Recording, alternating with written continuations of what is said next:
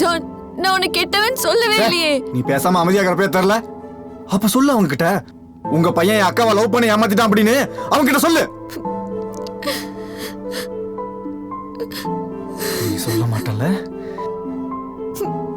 நான் சொல்றேன். உங்க பையன் என் அக்காவை லவ் பண்ணி ஏமாத்திட்டான். இவனை லவ் பண்ற பொண்ணு இவளையும் கல்யாணம் பண்ணிக்கிட்டான். அது சரி, உங்களுக்கு எல்லாம் தெரியாம இதெல்லாம் நடந்திருக்கும். நீங்களும் உடனே தானே இருந்திருப்பீங்க. நீங்க எல்லாம் கேடு கிட்ட கொடுங்க தானே. இதெல்லாம்